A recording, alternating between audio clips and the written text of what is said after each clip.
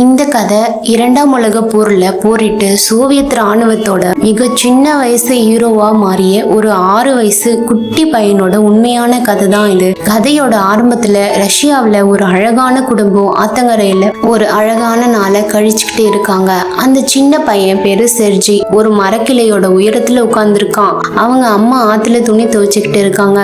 எல்லாம் அமைதியா போய்கிட்டு இருக்கும் போது திடீர்னு வானத்துல ஜெர்மன் போர் விமானங்களோட சத்தம் கேக்குது. செர்ஜியோட அம்மா பயந்து போய் உடனே அவங்க பசங்க கிட்ட புதருக்குள்ள போய் ஒளிஞ்சுக்க சொல்றாங்க. ஏன்னா அது இரண்டாம் உலக போர் நடக்கிற காலம். ஆனா அந்த 6 வயசு சின்ன பையன் செர்ஜி எனக்கு பயம் இல்லை அப்படின்னு சொல்றான். அவன் தன்னோட விளையாட்டு பொம்மை வச்சு ஒரு கல்லை வச்சு அந்த விமானத்தை நோக்கி அடிக்கிறான். அப்பவே அந்த விமானம் வெடிச்சு சிதறி விழுந்துடுது. ஆனா செர்ஜி திரும்பி பார்க்கும்போது அவனோட அம்மாவையும் தம்பியும் காணோம். அவன் பயத்துல உறைஞ்சு போயிடுறான். அந்த நிமிஷம் அவன் முழிக்கிறான். அது வெறும் கனவுதான். அப்போ கதவு தட்டுற சத்தம் கேக்குது. ஒருவேளை அம்மா திரும்பி வந்திருப்பாங்களோன்னு நினைச்சுக்கிட்டே அவன் ஓடி போய் கதவு திறக்கிறான். ஆனா அங்க அவங்களோட பக்கத்து வீட்டுக்காரி பயத்துல நடுங்கி நிக்கிறாங்க. சேஜி உயிரோட இருக்கிறத பார்த்து கடவுளுக்கு நன்றி சொல்றாங்க. அப்புறம் கண்ணில் கண்ணீரோட உன் அம்மாவும் தம்பியும் போயிட்டாங்க அப்படின்னு ரகசியமா சொல்றாங்க. அந்த சின்ன பையனுக்கு அது புரியல. அம்மா வருவாங்க, நான் இங்கேயே இருந்து அவங்களுக்காக காத்துட்டு இருப்பேன் அப்படின்னு அடம் பிடிக்கிறான். ஆனா அந்த பொண்ணு அழுதுகிட்டு ஜெர்மனியர்கள் வந்து அட்டாக் பண்ணிட்டாங்க, நீ ஓடிடு அப்படின்னு சொல்றாங்க. அவனோட துணிகளை அவங்க பேக் பண்ண ஆரம்பிக்கிறாங்க. ஆனா அது முடியறதுக்குள்ளவே ஜெர்மன் வீரர்கள் பக்கத்துல வந்துடுறாங்க. சர்ஜிய ஜன்னல் வழியா தப்பிக்க சொல்றாங்க. சேஜி அழுதுகிட்டே காட்டுக்குள்ள ஓடிட்டு இருக்கான். பின்னாடி அவனோட வீடு எரிஞ்சுக்கிட்டு இருக்கு. அவன் திரும்ப திரும்ப அம்மா அம்மான்னு சொல்லி கூப்பிடுறான். ஆனா பதிலே இல்லை. அன்னைக்கு ராத்திரி அந்த பனி காட்டுல தனியா தூங்குறான். அடுத்த நாள் காலையில ஆத்தங்கரையில தண்ணி குடிக்கும் போது ராணுவ வீரர்களோட சத்தம் கேட்குது. அவன் புதருக்கு பின்னாடி ஒளிஞ்சுக்கிறான். ஜெர்மன் வீரர்கள் அங்க உட்கார்ந்து சாப்பிட்டுக்கிட்டு இருக்காங்க.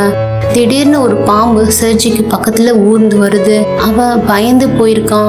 ஆனா ஒரு சத்தம் கூட போடல. ஏன்னா ஜெர்மன்காரங்க இருக்கிறது தெரிஞ்சா இவனையும் கொண்டுடுவாங்க.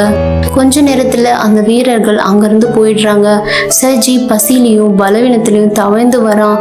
ஏதாவது மீதி சாப்பாடு இருக்குமான்னு பாக்குறான். ஆனா அங்க எதுவுமே இல்லை. கிழிஞ்ச ஒரு செருப்போட நொண்டிக்கிட்டே பயந்து போய் காட்டுக்குள்ள தொடர்ந்து நடக்கிறான். வழியில சில காட்டு பழங்களை பாக்குறான்.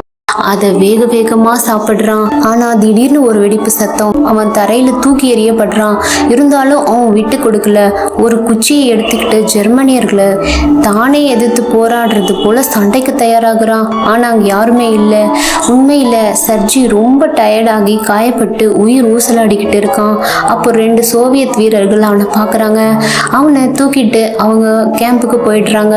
உள்ள கமாண்டர் நிட் தன்னோட வீரர்கள் கிட்ட பக்கத்துல இருக்கிற ஜெர்மன் ஸ்கவுட் யூனியன் பத்தி பேசிக்கிட்டு இருக்காரு. அப்போ ஒரு வீரர் உள்ள ஓடி வந்து, கமாண்டர் காட்டுல ஒரு குழந்தையை கண்டுபிடிச்சோம் அப்படின்னு சொல்றாரு. கமாண்டர் அதிர்ச்சி ஆகுறாரு. சர்ஜியை உட்கார வச்சு, பயப்படாதப்பா, நீ இங்க பாதுகாப்பா இருக்க அப்படின்னு மென்மையா சொல்றாரு. உன் பேர் என்ன, நீ எங்கிருந்து வர அப்படின்னு கேக்குறாரு.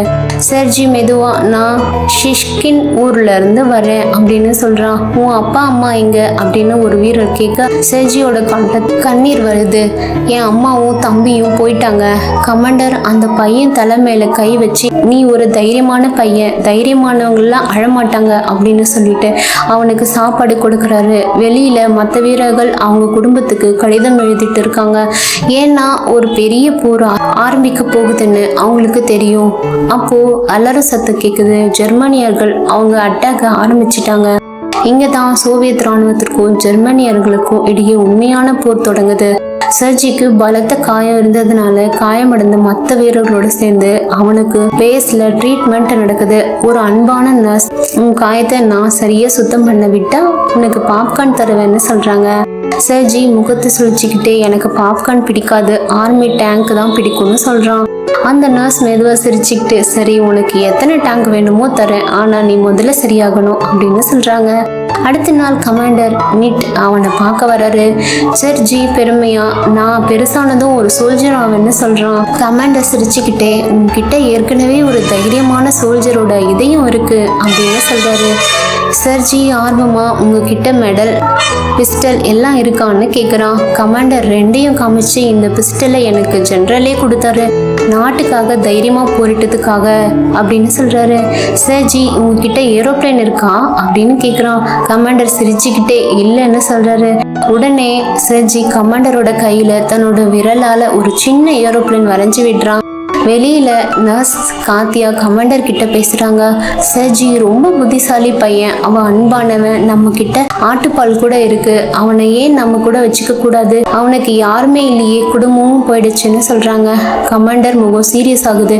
இது போர்க்களம், குழந்தைங்களுக்கான இடம் இல்லை, அவன் இங்க இருந்தா அவன் உயிருக்கு தான் ஆபத்து அப்படின்னு சொல்லிட்டு அங்கிருந்து போயிடுறாரு. காத்தியாவோட மனசு உடைஞ்சு போயிடுச்சு. அன்னைக்கு சாயங்காலம் சர்ஜி ஜோரா அப்படிங்கிற ஒரு வீரர் கூட பேசிக்கிட்டே இருக்கான். ஜோரா அவனுக்கு பைனாகுலரை பரிசா தராங்க. சர்ஜிக்கு அது ரொம்ப பிடிச்சு போகுது. அன்னைக்கு ராத்திரி காத்தியா இன்னொரு நர்ஸ் கிட்ட அந்த பையன் ரொம்ப தைரியமானவன், அவனை என்னால அனுப்ப முடியாது, கமாண்டர் அவனை அனுப்பலான்னு நினைக்கிறாரு, அப்படி நடந்தா நான் அவனை அப்புறம் பார்க்கவே முடியாதுன்னு கவலையா சொல்றாங்க. அடுத்த நாள் ஒரு வீரர் கமாண்டர் கிட்ட வந்து, சார் போருக்கு இன்னொரு மெஷின் கன் வேணும், அப்புறம் எங்க எல்லாருக்கும் சர்ஜியை ரொம்ப பிடிச்சிருக்கு, அவனை அனுப்பி வைக்காதீங்கன்னு கேட்குறாரு.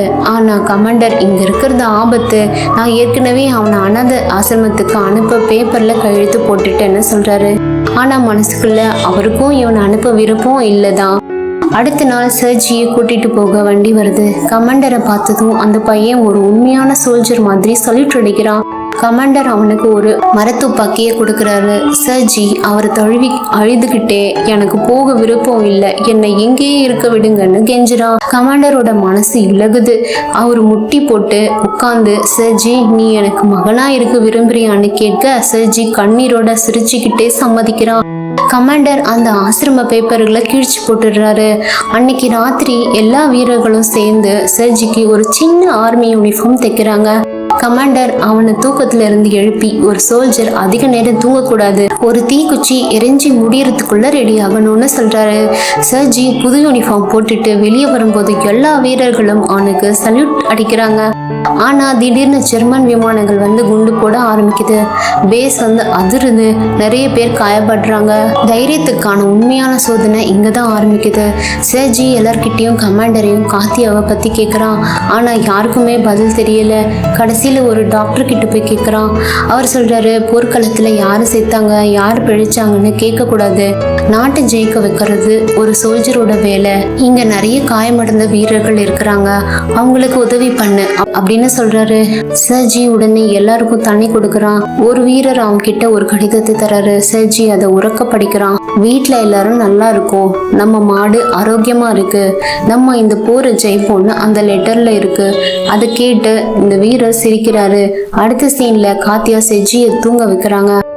அங்க வர்ற கமாண்டரோட பார்வையில் அவருக்கு காத்தியா மேல எவ்வளோ அன்பு இருக்குன்னு தெரியுது. அவர் ஏதோ சொல்ல வர்றாரு. ஆனா சர்ஜி முழிச்சுக்கிட்டு கமாண்டரை கட்டி பிடிச்சுக்கிறான்.